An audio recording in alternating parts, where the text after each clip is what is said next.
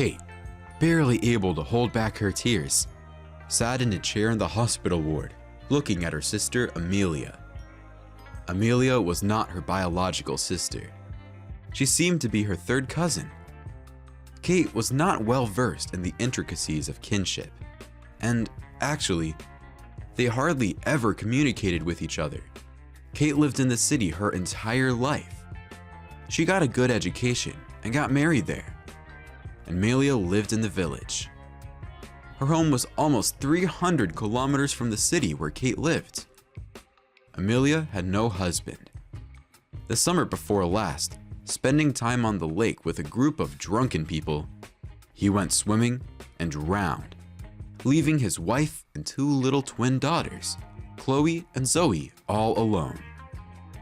Amelia never married again.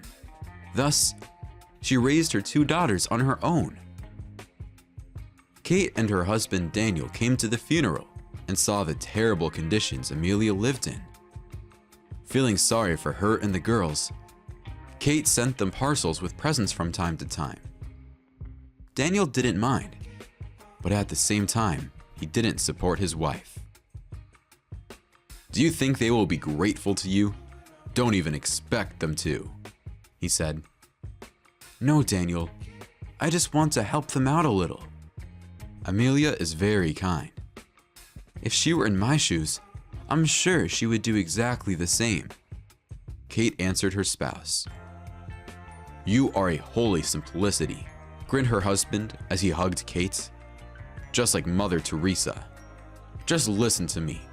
I don't know why this really happens, but usually, the closest people are the ones who are the most ungrateful. Relatives. You can help them in any way you can and treat them well. They will even thank you for it. But if trouble happens to you, they'll turn away and never even think of giving you a helping hand." "Well, Daniel, everyone has a different conscience. Mine won't let me do that. And I don't really send them that much. Sweets, toys, some clothes for the girls and Amelia. By the way, they're really grateful to me." Well, we'll see how it ends," Daniel stated skeptically. And indeed, things turned out pretty bad. One day, Amelia called Kate and asked her to visit her. "What? Are you in the city? Why didn't you tell me anything? You didn't come to see us either," her sister said, surprised and even a little offended. "Kate, dear," Amelia cried back, "I'm in the hospital. I'm dying. Please come over. I really need to talk to you." Amelia said nothing more and burst into tears into the phone receiver. And Kate, realizing that something serious was going on, couldn't hold back her tears either. They both cried while clutching the phones in their hands. When the first wave of emotion seemed to fade, Kate uttered, struggling to pronounce the words, "I'm on my way, Amelia. I'll tell Daniel now, and he'll drive me there. I will be at the hospital very soon. Just don't give up. Don't despair. I'm begging you." And now, she was sitting next to her skinny sister, whom she didn't even recognize at first, and listening to her sad story. It turned out that Amelia had been treated for a long time, having been misdiagnosed. She's getting worse and worse. Only when the infection had spread throughout her body did the doctors at the local hospital realize that and refer her to the city hospital for a checkup. But it was too late. The unfortunate woman had only her last days, maybe even hours. Amelia realized all this and accepted her fate without complaints. There was only one thing that distressed her: her daughters, who were now to be raised in an orphanage. "They are so calm and nice," Amelia said through tears. "They will go to school in September, but they can already read and write. They are both hardworking, my little helpers. As soon as I imagine what fate awaits them, my heart breaks into pieces. They won't even be able to defend themselves." Suddenly, Amelia squeezed Kate's hand in her weakening palms. "Kate, my darling, you have always been so kind to us. Don't leave my girls.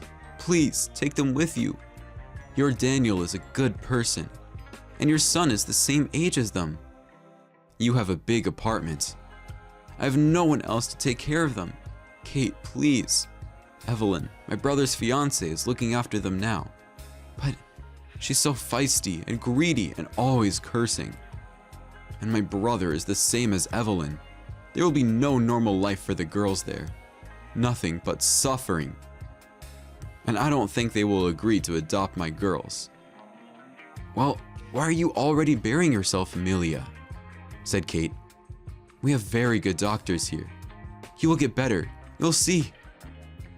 In response, Amelia only cried and asked Kate to adopt Chloe and Zoe again. Unable to bear her sister's tears, Kate agreed. That night, Amelia passed away. Dear viewers, thank you for watching our fascinating life stories. I have a really big favor to ask of you. If you enjoy what we do, please subscribe to the channel, like, and watch our other videos. I've never asked you to do this, but it will help a lot to grow our project. Meanwhile, I'll continue to tell the story. Daniel was unhappy that Kate had taken on the responsibility of organizing the funeral, and was completely confused when, standing in the garden of Amelia's country house, she told him that she had promised her sister to raise their daughters. "You're out of your mind!" He raised his voice at her for the first time since they were married. "Where will you bring them? We have our own son, and there are only 2 bedrooms in our apartment. There's not enough space for all of us. And how are we going to support them all? Have you thought about it? After all, there will be almost twice as many of us. Besides, the kids are growing up. They need clothes and everything. No, Kate, you're obviously out of your mind." "Daniel, the girls will get an allowance for the loss of the breadwinner, and we will be their guardians. Please try to understand me. I can't leave them alone. Have you seen how vulnerable they are? Like 2 little sparrows. And the world is so big." "Don't try to make me feel guilty. After all, they have their uncle. And as far as I'm concerned, they have their own house." "Daniel, I've already had a chance to meet Amelia's brother. You too, by the way. He didn't even want to help pay for his sister's funeral. They will be his servants, like 2 little slaves." The husband wanted to say something more in response to his wife. But at that moment, the 2 little girls, Chloe and Zoe, came up to them. First, they hugged Kate, looking into her face, and then Chloe turned to Daniel and timidly held out some kind of envelope to him. "Is that for me?" he asked. "Yes, for you," the girl nodded. "Kate told us that we will be staying with you now, but she's afraid you'll be angry about it." Daniel glanced at his wife, put the letter in his pocket, and left without a word. Actually, he felt sorry for the girls, but he understood the burden Kate was about to impose on their family. He couldn't just go along with it. But it was impossible to change what had happened. And a few days later, Chloe and Zoe moved into their apartment, sharing a room with Matthew, their new brother, Kate and Daniel's son. Even though Daniel was right, and the family extension added quite a bit of trouble for everyone, Kate wasn't about to give up. The girls took their mother's death very hard. They were sad, they cried, and they couldn't get used to the new conditions of life. Kate was heartbroken with compassion for them, and she tried to do something to improve the plight of unfortunate orphans. Matthew was nice to his new sisters too. However, at first, he thought that they came to them only for the summer. But when his mother talked to him, he agreed to let Chloe and Zoe stay with them. Daniel was the only one who couldn't get used to the fact that he now had 2 daughters. Getting all the kids ready for school became a real problem. In those days, Daniel even lost weight because the allowances for the loss of a breadwinner from the government were not enough for the girls, and he had to deny himself many things in order to provide for his family, which had grown so quickly. On one of the last days in August, Daniel was chilling, lounging on the couch in front of the television. That's when Matthew came out of his room in his new school uniform. He decided to show his father how good he looked in his new uniform. Daniel sincerely praised his son and looked at his wife with a smile. But immediately, he stopped smiling because both sisters came out of the room. Chloe and Zoe put on their school dresses and tied their hair into big bows as well as they could. Daniel barely looked at them, got up from the couch, and went out onto the balcony. It annoyed him that they constantly reminded him of their presence. They constantly caught his eye, keeping him from living in peace. In order not to explode with anger and not to say something wrong, Daniel simply left the room. From then on, no matter how hard the girls tried to get closer to Daniel, they couldn't. Of course, he didn't offend them or yell at them or scold them for any misdeeds. But it was obvious that he was having a hard time tolerating their presence in the apartment. He now lacked everything, including the attention of his wife, who was torn between the 3 children and himself. Daniel understood that the girls were not to blame for anything, but he could not help himself. He did not like those girls, and there was nothing he could do about it. And he couldn't get used to them either, and he didn't want to. So, 3 years passed. Daniel's birthday was coming up, and Kate decided to throw a party for her husband. The children helped her with everything, and above all, they cleaned up the whole apartment. Upon returning from work, Daniel saw many bags of garbage and unnecessary things at the front door. Kay looked out of the kitchen and asked him to take out the trash cans while she was busy with dinner. So, Daniel went outside with the garbage bags. He had already put a bag of the garbage next to the trash can when he suddenly noticed his old suede jacket in one of the bags and pulled out his favorite item, not understanding why his wife decided to get rid of it. Certainly, the jacket was quite shabby, and the torn sleeve didn't make it look elegant. Still, Daniel was sorry to part with the jacket. Suddenly, something crunched in one of the pockets. Daniel stuck his hand into it and pulled out a crumpled letter in a sealed envelope. He couldn't figure out how it had ended up in his pocket, and only when he unzipped it, Daniel realized that it had been there for years. Kate, meanwhile, had set the table and invited the children for dinner, waiting for her husband. Each of them had prepared gifts for him and waited impatiently for the birthday man. But Daniel did not return for a long time. Kate and the children discussed tomorrow's restaurant outing, repeated the poems and songs they were going to recite and sing in front of the guests, and Daniel was still not there. Worried, Kate left the children at home and went down to the courtyard.